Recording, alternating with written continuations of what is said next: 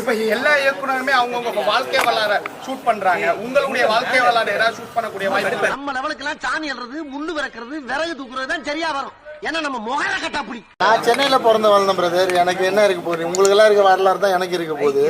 நான் ராயபுரத்துல பிறந்து வளர்ந்து. நீ எல்லாம் பிறந்ததே ஒரு சாபக்கேடு. முடிஞ்சா இன்னைக்கே போய் செத்துரு, மறுபடியும் பிறந்து வா. அப்போது உனக்கு ஓலை ஒழுங்கா வருதான்னு பாக்கலாம். முன்னணி ஹீரோக்கள் கூட நீங்க மூவி பண்ணறாப்ல ஏதாவது ஐடியா இருக்கா? என்னையும் மதிச்சு 100 ரூபா கேட்ட பத்தியா? பெருமையா இருக்குடா, ரொம்ப பெருமையா இருக்கு. இல்ல இந்த ஒரு வருஷம் கடந்து வந்தது காரணம் ஒரு ஹீரோ கூட கமிட் ஆகி ஒரு பெரிய நிறுவனத்துக்கு அட்வான்ஸ் வாங்கினது தான். ஏண்டா எங்களை இன்னமுமாடா நம்பிக்கிட்டு இருக்க? எங்க பேசிக்கிட்ட பார்த்தாவே உனக்கு தெரிய வேணாமா அவங்க தருவாங்களா தரமாட்டாங்களான்னு? படம் பண்ண முடியாம வெயிட் பண்ணேன்.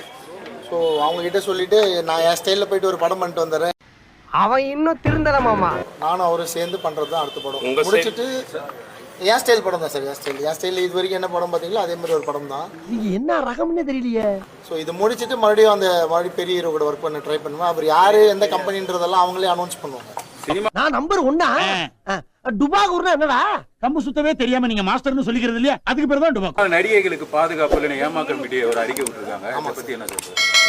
அது உண்மைதான் சார். தமிழ் சினிமாலையுமே அந்த பிரச்சனை இருக்கு. யாரு இது ஏதோ காமெடி பீஸ்ரா, ரொம்ப வீக்கா இருக்கான். தமிழ் சினிமாலையுமே அந்த பிரச்சனை இருக்கு. யாரும் வெளிப்படி அங்கே பேச மாட்டாங்க. அதுக்கு காரணம் பாதிக்கப்பட்டவங்களும் அதுல சம்மந்தப்பட்டிருக்காங்க. அவங்களோட சம்மதத்தோட தான் நிறைய தப்புகள் நடக்குது. அவனை சொல்லி நிறுத்துங்களேன்டா. வர நிறுத்துற அவனை. பைத்தியக்காரப்ப எதுக்குடா வரீங்க எங்கெல்லாம்?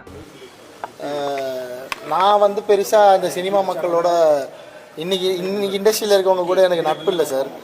நாராயணா, இந்த கொசு தொல்லை தாங்க முடியலடா. எங்க போனாலும் பின்தொடர்ந்தே வருது. மறந்தடிச்சு கொல்லுங்க. ஸோ என்னோட ஸ்டைல் ஆஃப் ஃபில்ம் மேக்கிங், என்னோட ஸ்டைல் ஆஃப் மூவி மேக்கிங்கே வேற. இப்படியே பேசிட்டு இருந்தா உனக்கு பைத்தியம் தானே பிடிக்கும்.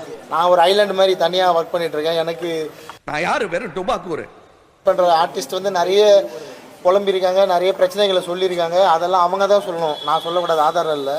ஆனால் இங்கே அந்த பிரச்சனைகள் இருக்கு. பெண் அவனை சொல்லி நிறுத்துங்களேன்டா. பைத்தியக்காரப்ப எதுக்குடா வரீங்க எங்கெல்லாம்? ஆனால் இங்கே அந்த பிரச்சனைகள் இருக்கு. பெண்களுக்கு நிறைய பிரச்சனைகள் இருக்கு. ஆண்களுக்குமே இங்கே சினிமாவில் நிறைய பிரச்சனைகள் இருக்கு. பெண்கள் பாலியல் ரீதியாக துன்புறுத்தப்படுறாங்களோ அது மாதிரி நிறைய ஆண்கள் பணம் கொடுத்து நடிக்க வைக்கிறேன்னு சொல்லி ஏமாத்தி நிறைய பேர் பொருளை இழந்திருக்காங்க,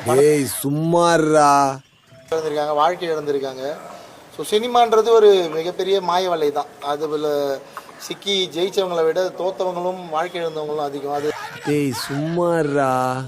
மலையாள இண்டஸ்ட்ரி மாதிரி தமிழ் இண்டஸ்ட்ரியுமே நிறைய பிரச்சனைகள் இருக்குதான் சார். உண்மைதான் இருக்கிறது, இல்லைன்னு சொல்றதெல்லாம் நம்பாதீங்க.